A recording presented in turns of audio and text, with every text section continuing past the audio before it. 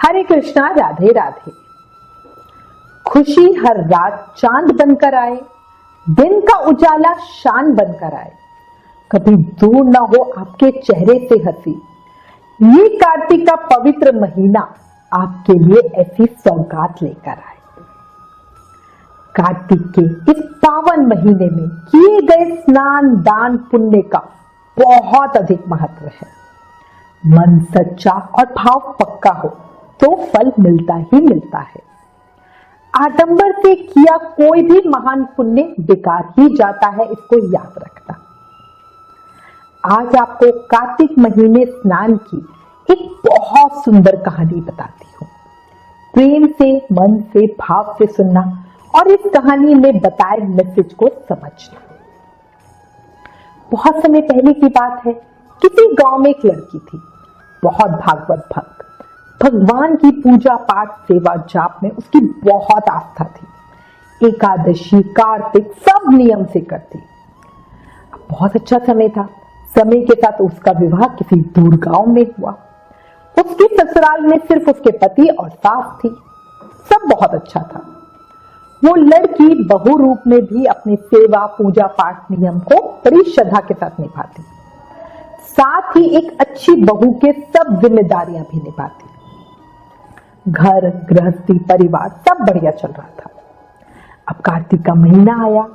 उसकी सास तो 12 को दूर गंगा जी पर कार्तिक नहाने के लिए जाती। अब नई बहू कैसे कहे कि मुझे भी ले चलो।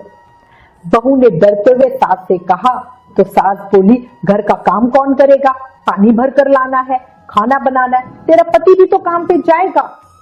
अब ये बात सुनकर बहू चुप हो गई।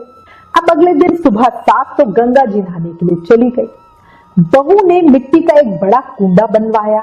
उसने घर में ही उस कुंड में पानी डालकर नहाया और नहाने से पहले कहने लगी, मन चंगा तो कटौती में गंगा, और गंगा मैया आप आओ मुझे स्नान कराओ।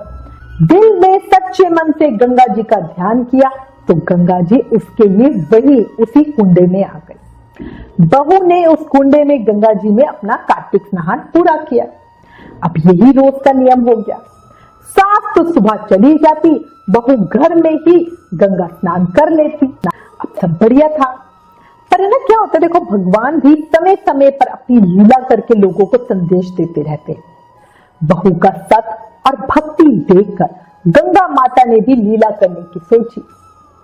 एक बार कार्तिक नहाते हुए सास की नाक की नथ गंगा जी में बह गई। अब गंगा माता की कृपा से वो नथ बहकर बहू के नहाने वाले कुंडे में आ गई। अब बहू ने देखा, एकदम ही नहाते हुए उसके हाथ में वो नथ आई और जैसे उसने देखा तो पहचान गई और बोली, अरे ये तो मेरी सासू माँ की नथ है। अब उसने उठा के वो नथ संभाल के रख ली। अब जब सास नहाकर वापस आई तो बड़ी उदास थी। बहू ने पूछा, क्या हुआ सासू माँ? तो उसकी सासू माँ बोली, आज मेरी नथ गंगा जी में स्नान करते हुए बह गई। अब बहू ने नथ निकाल कर सास को दे दी। सास ने देखा, अरे ये तो मेरी नथ है। सास ने पूछा, तुम्हारे पास कैसे आई? ये तो गंगा जी में मेरी आंखों के सामने बह गई थी।